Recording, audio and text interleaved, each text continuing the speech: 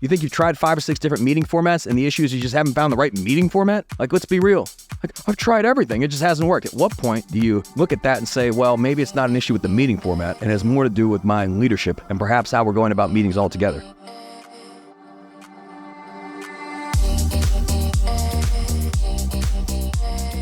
I'm Michael Mogill, founder and CEO of Crisp, the nation's #1 law firm growth company. I've built my business through practice, not theory. Crisp started with just $500 to my name and has grown to over 8 figures in revenue over the last few years, earning a spot on the Inc. 500 list of the fastest growing private companies in America. Our approach has been to take everything we've learned about generating massive growth within our own organization and help the country's most ambitious and committed law firm owners do the same for theirs. In each episode of this podcast, I sit down with innovative market leaders from the legal industry and beyond to learn from those who thrive in the face of adversity, challenge the status quo, and define what it means to be a true game changer. This is Jessica, Head of Coaching Strategy at Crisp, and today we're flipping the script for another special edition episode to get Michael's take on why clarity is the ultimate kindness, how to structure and stick to an action-oriented agenda, and how to make every single meeting more effective immediately. Take all of your hour meetings and make them 30 minutes, because if you give an hour, it'll take an hour. And the best meetings are the ones where we need to get through everything as quickly as humanly possible to be as efficient as possible so we can get back to actually doing the work and executing on things we need to. That's coming up on the Game Changing Attorney podcast.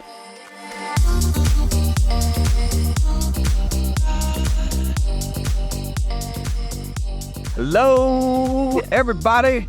Boys and girls, ladies and gentlemen, welcome to the Game Changing Attorney podcast. Jessica Mogill here. I'm excited. This is a special edition AMMA episode, right? Isn't every AMMA a special edition? So thank you for tuning in. This is going to be great. What do we do on this podcast or this specific type of format? You guys submit the questions and we answer said questions. So it's Ask Michael Mogill anything, but you can ask Jessica too. We did an episode recently where they submitted questions for Jessica and I interviewed you. So happy to do that too. Easier for me. Maybe it will just become Ask the Mogul's anything. Yeah.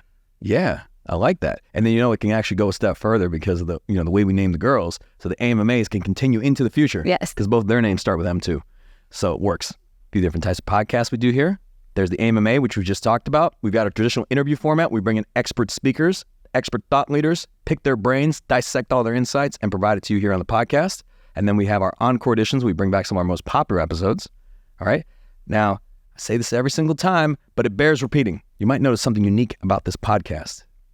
And it's not just the incredible production that our team does and the fact that they come out every single week and we've got incredible guests. It's also the fact that we don't run ads, which for a podcast that is getting hundreds of thousands of downloads a month seems unusual.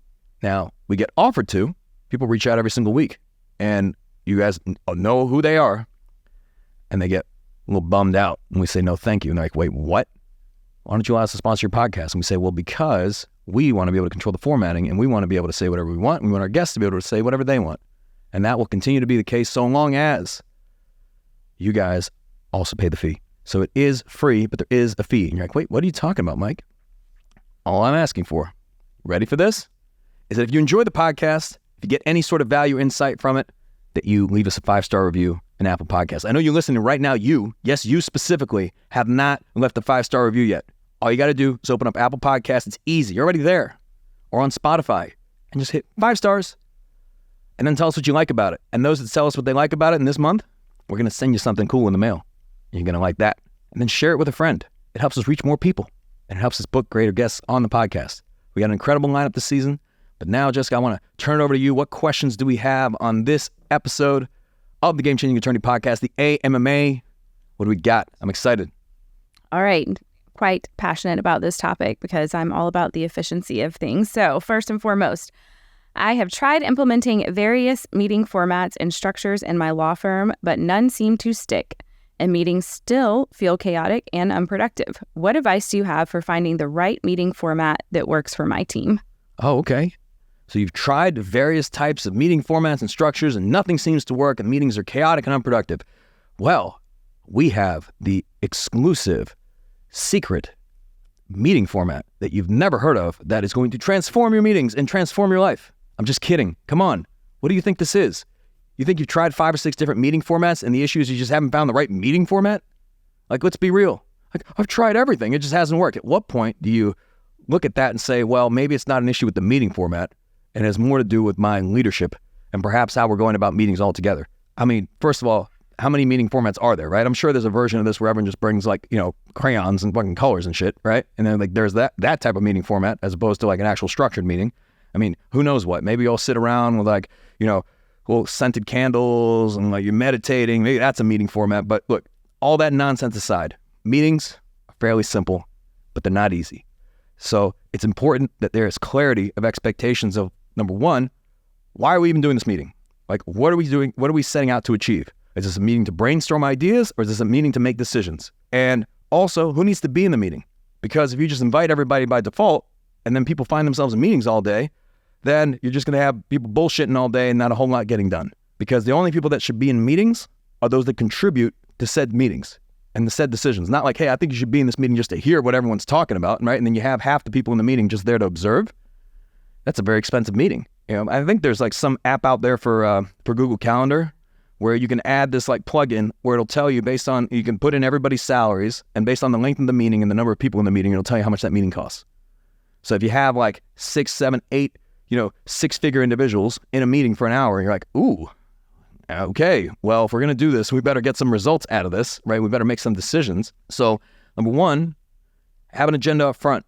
You're not figuring out the agenda in the meeting, okay? That agenda should always be clear up front so that people show up prepared, because there's no worse meeting than someone showing up and saying, oh, I didn't know I needed to do that, or I'm not prepared. It's not productive. It's a waste of everybody's time, okay? It's disrespectful, all right? I remember back in the day, years ago, I would make it clear that anytime I would have a meeting with anyone, we'd have a meeting with teams, department heads, even one-on-ones, that I would need this agenda at least 24 hours in advance, everything organized, everything prepared. If we're going to be talking about metrics and data, that those metrics came in advance so that I could review them. If we had to make decisions, that I had got full context in advance before I reviewed it. And if we did not have an agenda, and if we did not have those resources at least 24 hours in advance, then the meeting didn't happen. So that's probably number one. Jessica, what else would you say? I know this is a topic you're passionate about. I think it goes back to, as you were saying, having the right people in the room. So if there are people in the room that just simply don't need to be there, it's wasting time. But also the people who are in the room, are there clear roles and expectations for why they are there? Is someone there as a consultant? Is someone there to be the data person? Who is your note taker? All of those things, and having very clear expectations on that so that everyone else can be present in the meeting and focus on it. And going back again to just stick to a structure. If you're like, I'm trying everything, it's every fad, every whatever, stick to something. Just pick something and stick to it. But I think it's like even time and pacing and making sure that you're actually covering the things that need to be covered, and you're not going on a tangent, because if you go on a tangent on your first bullet point, then you don't cover every other bullet point or the other 10 things you wanted to cover. So someone also needs to learn to take control of the meeting as well, and to like objectively carry the meeting. Yeah. Look, I'll give everybody listening to this podcast, because you've tuned in, I'm going to give you something for free as it relates to meetings. If you want to make all of your meetings more productive immediately, take all of your hour meetings and make them 30 minutes. Because if you give an hour, it'll take an hour. And the best meetings are the ones where we need to get through everything as quickly as humanly possible to be as efficient as possible so we can get back to actually doing the work. Exactly. And executing on things we need to. For me, meetings are decision meetings, right? Yes, no, we're moving forward. We're not moving forward with this, X, Y, Z. They are not meetings where we're saying, let's talk about this. What do you think? Right? And then by the way, on the note of who should be in a meeting, a great way to evaluate this is like, let's say you're in a meeting with certain leaders or certain department heads, and you've been in meetings, let's say you've done 3, 4, 5 meetings, and there's been people in that room that haven't said a word. Yep. Kick them out. What are they doing? What are they doing there? They're not contributing to the meeting. They're not presenting anything. So why are they there? And I don't mean that in a disrespectful way. It's just saying, hey, free up their time. Let them focus on other things. Yep. Like, it's not about saying, well, if they don't attend the meeting, they're not going to feel included, and then their feelings could get hurt. Is that the culture of your organization? In our organization, it's completely the opposite. It's like, look, I don't need you in this meeting. They're like, great. Yeah. Perfect. It's not seen as a sign of disrespect. It's seen as like, I'm actually respecting your time. Yeah, I got that time back. What do they think we're talking about in a meeting? Like some Illuminati type stuff of saying like, oh, we're going to talk about you because you're not in the meeting? It's insanity. Yes. Yeah. So like meetings are like, let's figure out how we do it in the least amount of time, get through everything, boom, get back to work. Exactly. Awesome. Number 2, Still around meetings. So I struggle with leading effective meetings. Sometimes it feels like no one is engaged or listening. How can I improve my meeting leadership skills? Oh, there we go. Now we're taking ownership. We're looking inward. Yeah, there we go. Now we're talking. So the fact that you even asked this question tells me you're on the right track, because every problem is a leadership problem. And if something's not working, something's not effective, look inward and saying, what can I be doing better? How do I improve? Whether it's an issue of communication, whether it's an issue of clarity, structure, standards, etc. So if the meetings are, in this case, you're seeing people are what? They're staring at the wall or the ceiling, right? They're daydreaming. Well, have we established clear standards and expectations for these meetings?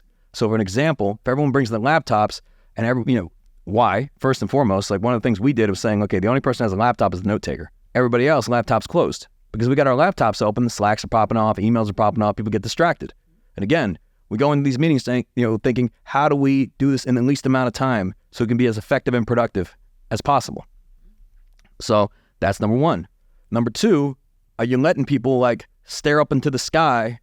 If people are sitting in there daydreaming, maybe they don't understand the purpose of the meeting, maybe they don't make a contribution.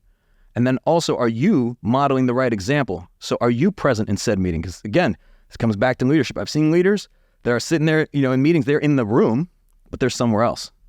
They're responding to messages, responding to I'm guilty of this myself. I've done it too. Okay, we're not perfect. But if you want someone to model a certain type of behavior, you have to start with that first. Okay? You have to be the example.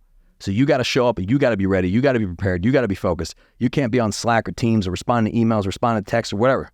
Okay? Be present, and you can actually get this done in a lot less time. So making sure that you are modeling the right example. What else? What would you add to this? I would say also calling it out when you see it, because that's another thing. If it's like, oh, I see them or doing whatever, again, assuming you're setting the example of being good, calling it out and saying, hey, laptop's closed, whatever that might be, but also giving your team permission to call you out to set that standard as well. But yeah, be there, be present, go back to pen and paper. That's what we've really focused on here. And again, if the person's not engaged, or kind of like the last one, if they're not contributing, why are they in the meeting to start with? There's a whole kind of stereotype or culture around meetings. And you see this in large organizations where people think, oh, another meeting, right? This could have been an email or something like that, right? And they associate meetings with a lack of just productivity or a lack of just moving things forward. And it just seems like everyone's time is being wasted, which at most organizations, it's probably true, to be completely honest. The reason why people believe that is because usually they're invited to a meeting and they only show up so they don't get fired. So they're can check the box of saying, I attended said meeting, even though, what do we even talk about? We kind of bullshit it for 30 minutes, right? Everyone's talking about their weekend and whatever sport, what took place over the weekend.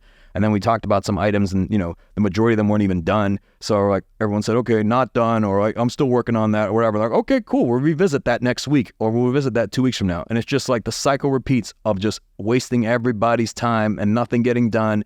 And then you find yourself looking back and saying, well, why are my meetings productive, or why is nothing getting done? Look at the mindset around these meetings. Yeah, this happened recently in a meeting. I called it out. I was like, guys, this topic has been on here for 3 months. Take it off or do something about it. Yeah. Yeah, people just kick the can because they show up and, they're allowed to.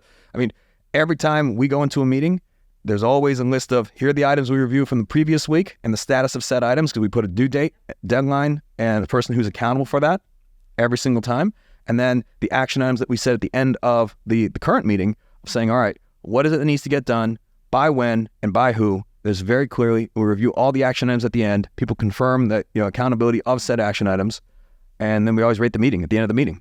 And I think that's also very helpful, because you rate on a scale of 10, right? 10 being the world's best meeting, and 1 being just pure dog shit, okay? Just literally I don't even know. No one's ever rated a meeting a 1, but I can only imagine what a 1 would be. Yes. So, and what's the purpose of that? Why do we rate meetings, Jess? Because we need to know where we stand, and we also, it's feedback. Feedback is always a gift. And maybe the person running the meeting was like, that's the best thing ever, and then someone gives it a 7. Well, why was it a 7? How do I make it better? Because we always want to make everything better. Yeah, I'll tell you why it was a 7. Because chances are the person who led the meeting, you, the leader, went on a diatribe about something. You feel great because you got your message out, but everyone's like, what did we just accomplish? We didn't get anything done. Yep. But the leader feels great. Maybe it's a 7. When we rate meetings 9s and 10s, it's when we went through everything in a succinct amount of time, knocked things out, made decisions. Boom, everybody loved it. We move forward. Great. It's just the nature of like how effective are our meetings, and you as a leader modeling the right behavior that you want to see from other people first. Yes. And going back to where you were talking about deadlines is it just always, it's standards, it's reinforcement. If you come in and there's 15 action items and none of them are done, you're endorsing that. And you're saying it's okay to show up to this meeting and not have things done. So taking that seriously, taking the deadlines and the ownership very seriously. Correct. It's like, why are we having this meeting? If we're showing up, no one did anything that they said they were going to do. Like, what is this nonsense? But if you change the culture around that, and then people show up to meetings and everything got done by the due date, right? And it's also important that, this is why we review the action at the end of every meeting and the deadline and who's accountable for it to make sure that they understand that deadline. And if they believe, hey, maybe, I need longer than a week, or, we need to move that, we can set that then and there, right? It's not the kind of thing where we're just assigning everything to the next meeting, right? Because not everything takes a week. Correct. So when you do it that way, well, now we're talking. Now things are, effective and productive. But can you imagine going into every meeting, nothing got done? That's probably most meetings in America. Yes. That's frustrating to everyone. It's frustrating to you, the leader, and it's frustrating to everybody in the meeting too, because everyone's time is being wasted. Exactly.